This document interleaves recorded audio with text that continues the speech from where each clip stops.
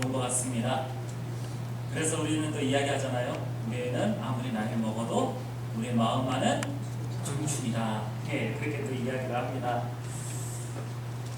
우리의 청년부 오늘 헌신 예배로 드려지는데요. 헌신 예배 드릴 때에 또한 찬양으로 또한 여러 가지 또한 헌신으로 이렇게 또한 드릴 수 있는 예배가 될 수 있어서 너무나도 감사합니다. 모든 나라, 특히 우리나라에서도 이제 더 많이 이제 나오게 되는 이야기인데요.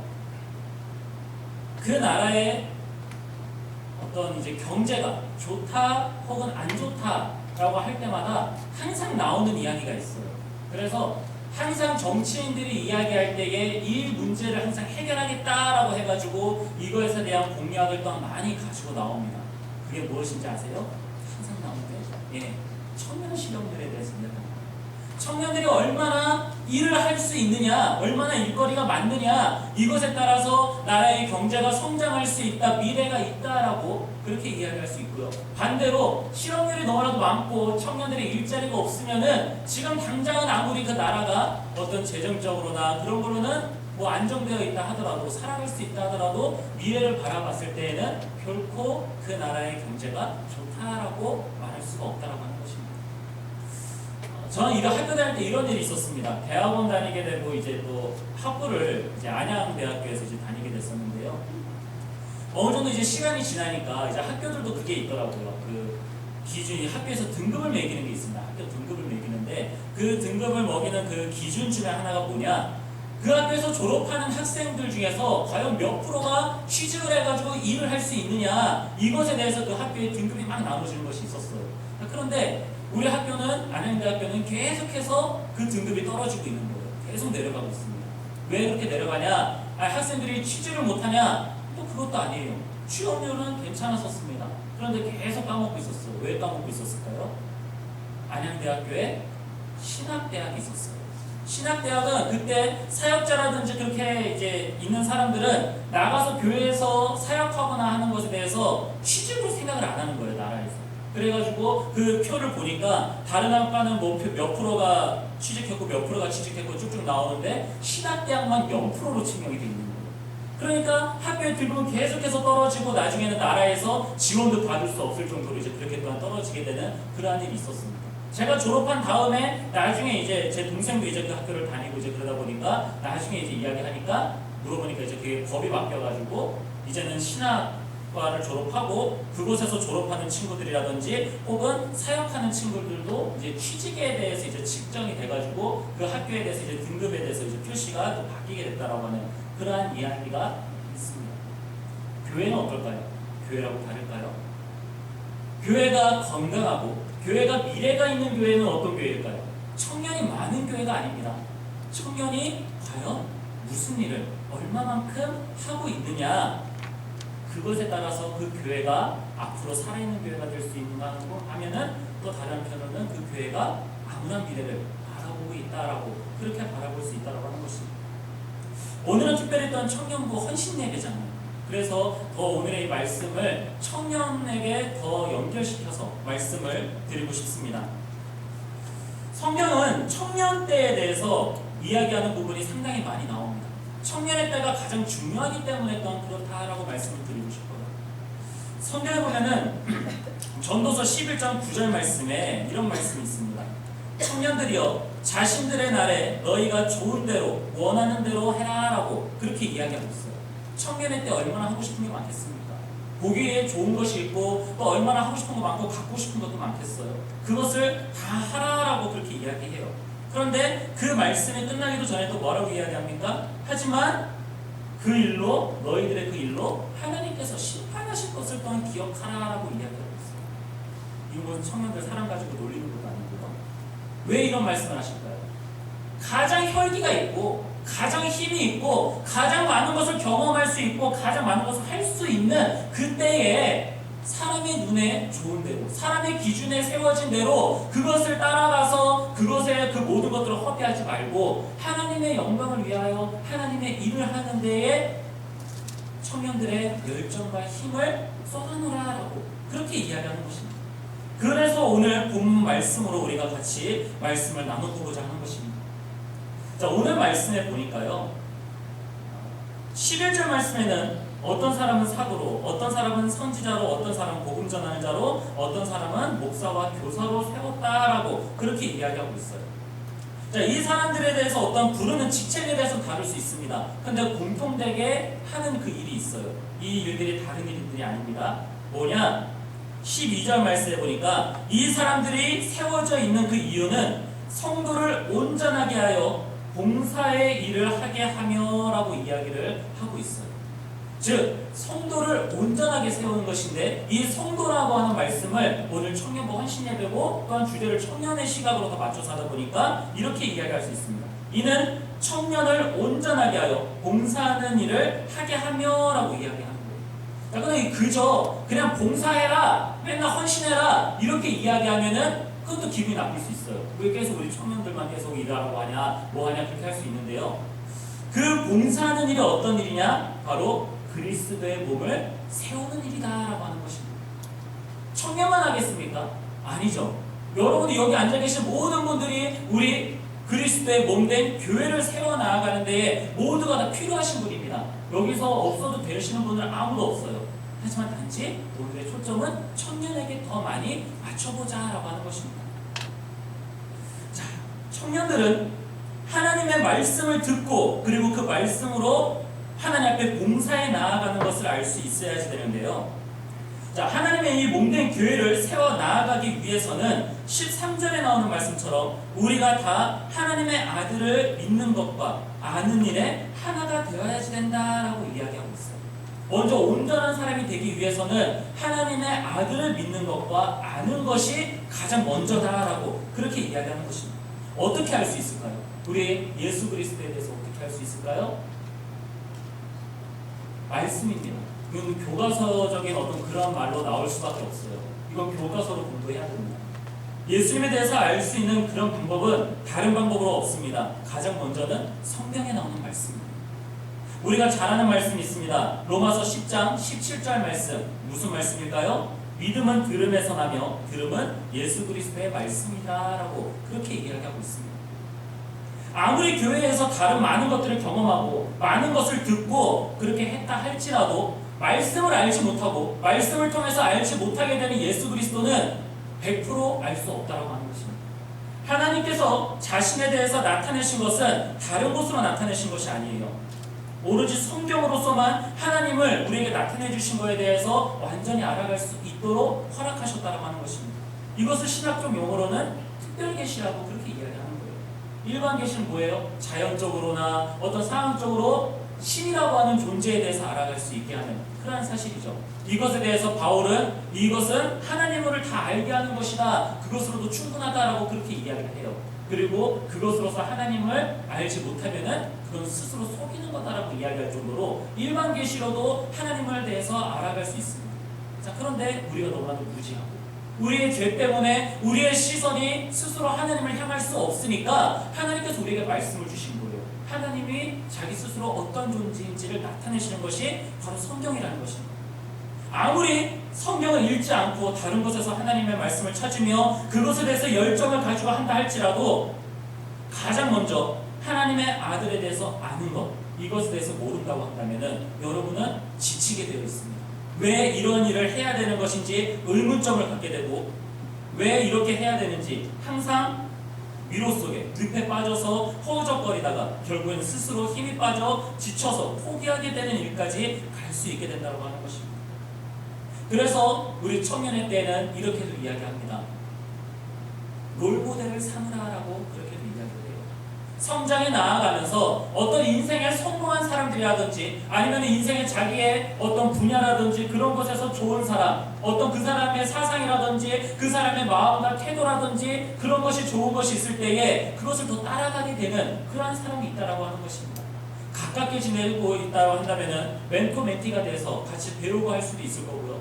그것이 아니라고 한다면은 만날 수 없다라고 한다면은 롤모델로라도 삼아서 저 사람이 저렇게 성공하고 저기로 나아갔던 것을 나도 따라가기 위해서 그 사람에 대해서 알아가게 되고 그 사람이 했던 일들도 같이 하면서 나아가게 될 것이 분명합니다.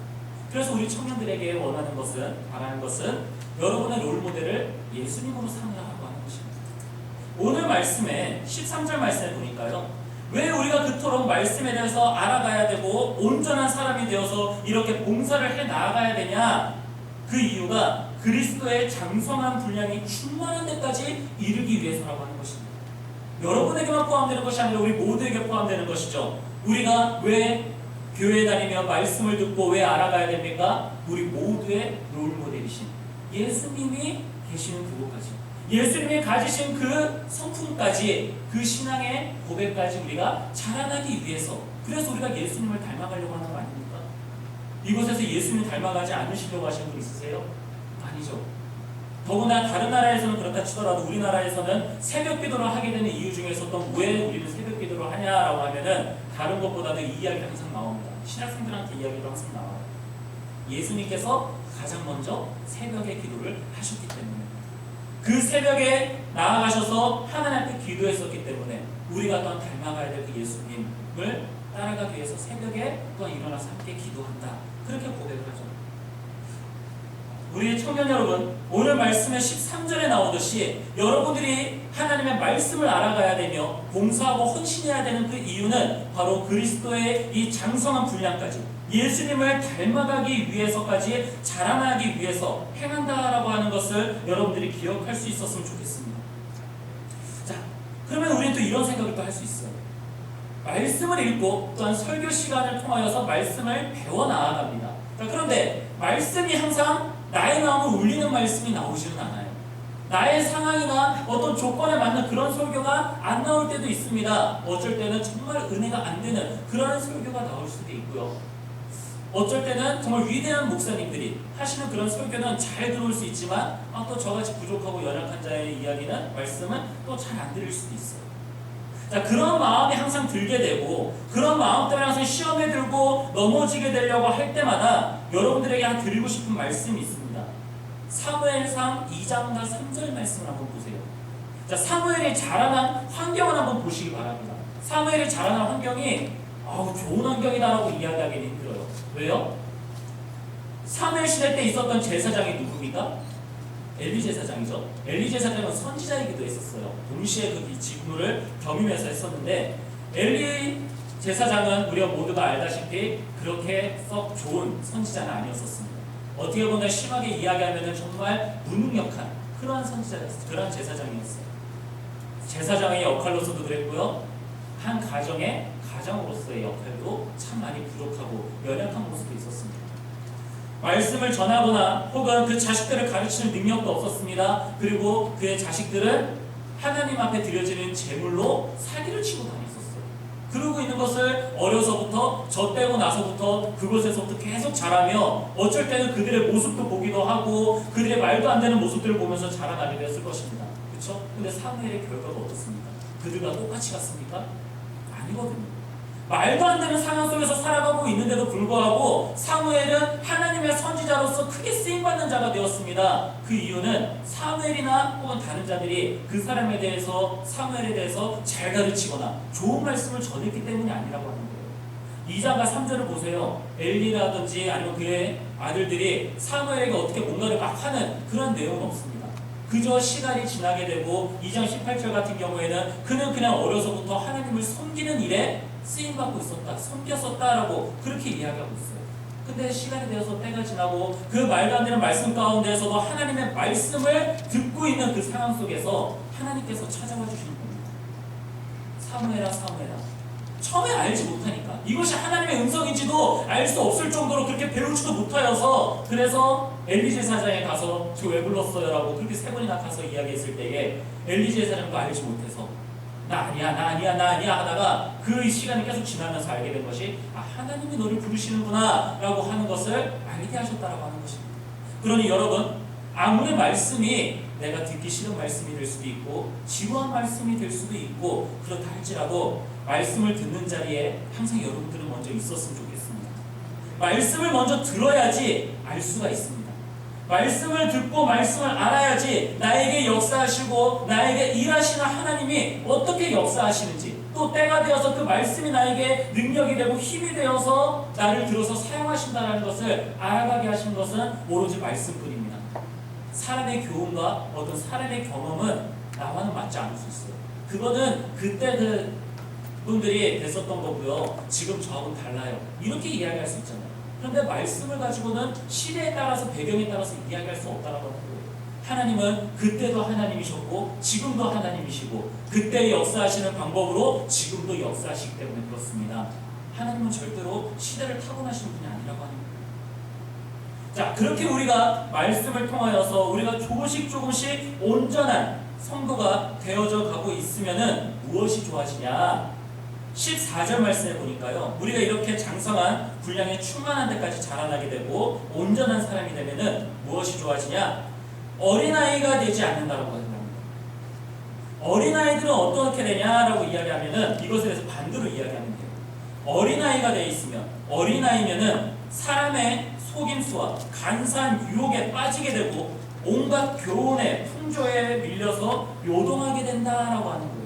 자, 성경에서는요, 어린아이에 대해서 이야기하는 그러한 부분들도 있습니다. 자, 이것에 대해서 무엇으로 표현을 하냐? 히브리서 5장 12절과 14절 말씀에 보면요, 말씀을 오랫동안 듣고 말씀을 배워왔는데도 불구하고 그 말씀에 대해서 더 이상 자라나지 못하여서 이제는 가르쳐야 될 자들이 되었는데 아직까지도 말씀을 배우고 있는 그러한 신앙적으로 연약한 자들을 통해서 이야기할 때에 단단한 음식을 먹지 못하고 아직 젖이나 먹어야 되는 자로 남아있다라고 하는 것에 대해서 경고하는 말씀이 있어요. 성경에서 장성한 것, 힘이 있는 것, 자라난 것, 혹은 어린 것, 이것에 대해서 이야기할 때는요, 그 사람의 신앙이나 혹은 그에 대한 믿음이 아직도 연약함 속에 남아있는 것인지 아니면은 든든하게 단단하게 서 있는 것인지에 대해서 표현할 때에 사용이 됩니다. 즉 우리가 하나님의 말씀을, 하나님의 아들을 믿는 것과 아는 일에 우리가 열심을 쏟지 아니하고 그렇게 바로 서 있지 않는다라고 한다면은 우리는 사람의 속임수에 넘어가게 된다라고 합니다. 사람의 속임수에 넘어갈 때에 여러분들 뉴스나 그런 거 보면은 어떻습니까? 아니 어떻게 저런 사람들한테 사기를 당할 수가 있어라고 이야기할 정도로 사람들이 그렇게 많이 넘어가잖아요. 근데 그 사람들이 바보라서 넘어갔습니까? 그 사람이 사기꾼이 하는 이야기가 정말 사실 같고 정말 근거 있는 이야기 같고 너무나도 맞는 말이니까 이게 아닌 것 같기도 한데라고 생각해도 맞는 것으로 보이는 거예요.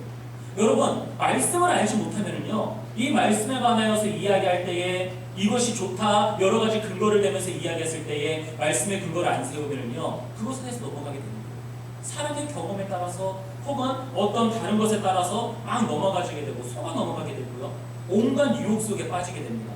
그리고 이 세상에 있는 많은 교훈들, 어떻게 보면 그것을 따라가면 정말 옳은 말이고 어른들이 또한 지은 말 중에서 또한 틀린 말이 없다라고 하는데 그것대로 또 따라가게 되면은 오히려 하나님에게서부터 멀어지게 된다라고 하는 것입니다. 그것에 대해서 멀어지게 되면 어떻게 될까요?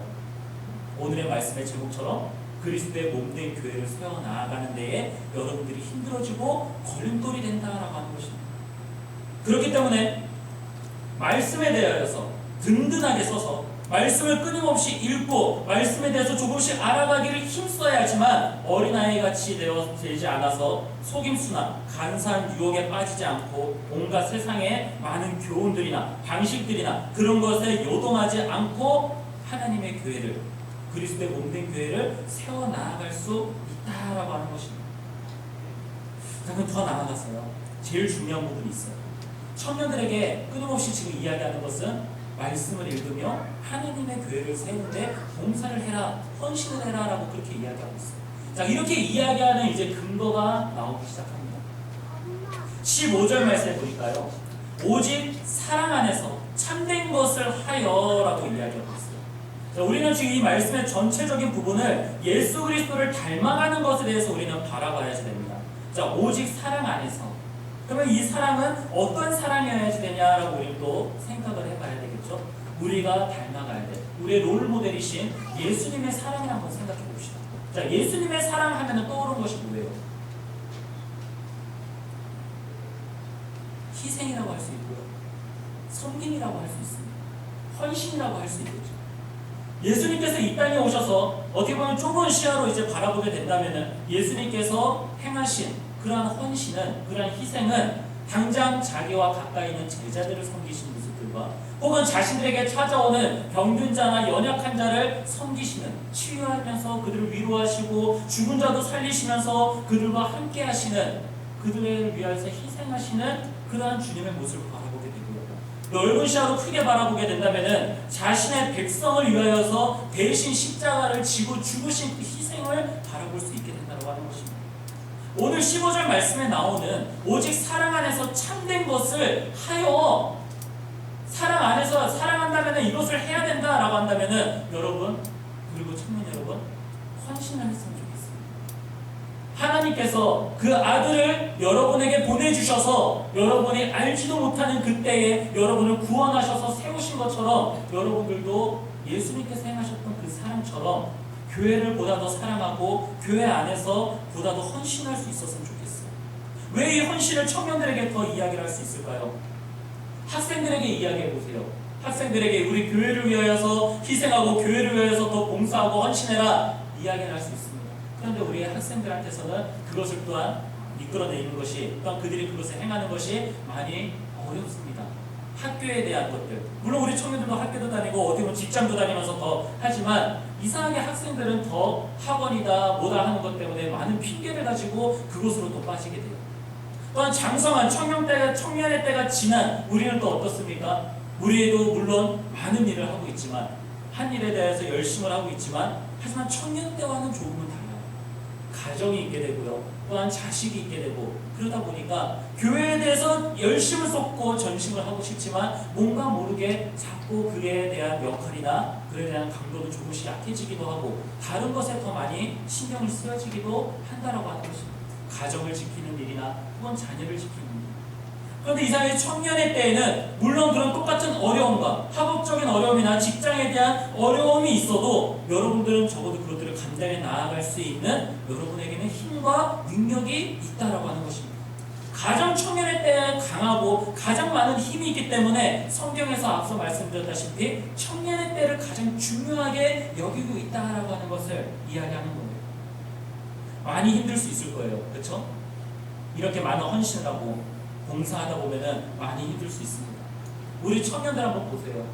우리 교회에서, 우리 교회만큼 청년들이 이렇게 일 많이 하는 교회 찾아보기 쉽지 않습니다. 혼자서 여러 가지 역할을 맡아서 하는 그러한 청년들도 있고요. 찬양하는 자리거나 혹은 교사로서나 혹은 그 외에 다양한 봉사로서 그렇게 헌신하고 있고 열심을 쏟고 있는 그러한 청년들이 있습니다. 어떻게 보면 오늘의 말씀은 우리 청년들에게는 어떻게 필요 없는 말씀이 될 수도 있어요. 왜요? 이미 너무나도 많은 것을 하고 있기 때문에. 우리 아름다운 교회를 세워나가는 데에 든든한 그 역할을 감당할 수 있기 때문에 그렇습니다. 자, 그런데 어떻게 보면 이 마지막에 이제 제가 말씀드리고 싶은 것들은 좀 필요한 말씀이 될 수도 있어요. 그렇게 열심히 헌신하고 그렇게 열심히 봉사하며 우리 아름다운 교회를 세워나가는 데에 항상 앞장서 나아가는 우리 청년들이 사람이다 보니까요, 지칠 수가 있다고 하는 것입니다. 연약해질 때가 있다라고 하는 거예요. 학교의 일이나 혹은 어떤 직장에서의 일에서 많이 치이고 그렇게 됐을 때에 많이 힘들 수 있습니다. 왜 안 힘들겠어요? 많은 일을 하여서 지치고 포기하고 싶을 때가 있고요. 또 어쩔 때는 이런 일들도 있습니다. 주위의 사람들이 이야기하는데 그분들은 어떤 안 좋게 이야기하거나 그런 것이 아닌데 본의 아니게 그것이 또 알게 모르게 청년들에게 상처가 되는 그런 말이 될 때도 있어요. 그것으로 또한 힘들어질 때가 있다라고 하는 것입니다. 자, 그때에 오늘의 16절에 나오는 이 말씀이 우리 청년들에게 또한 힘이 될 수 있었으면 좋겠어요. 그에게서, 자, 예수님에게서부터 온몸이 각 마디를 통하여 도움을 받음으로 연결되고 결합되어 각 지체의 분량대로 역사하여 그 몸을 자라나게 하며 사랑 안에서 스스로 세우느니라 라고 이야기합니다. 자, 에베소서에서 하는 이야기는 무엇이냐? 에베소서는 하나님의 이 교회, 머리 대신 예수 그리스도 몸된 우리 지체들에 대해서 이야기하는 거예요. 여러분들이 지치고 힘들고 아파하고 괴로워하고 있는 그때에 여러분들이 교회에서 헌신하며 봉사할 수 있는 그 힘과 능력은 여러분에게서부터 나오는 것이 아니라 예수님에게서부터 나온다고 하는 것입니다. 머리이신 예수님에게서부터 그 힘을 공급받아서 각 지체로부터 연결되어서 결합되어 여러분에게 감당할 수 있는 분량대로 예수님께서 행하게 하신다라고 하는 것입니다. 너무나도 뻔한 이야기가 될 수 있지만 이것이 성경을 통해서 우리에게 주시고 우리를 통해서 일하게 하시는 하나님의 역사하시는 방법이 바로 이것이라고 하는 것입니다.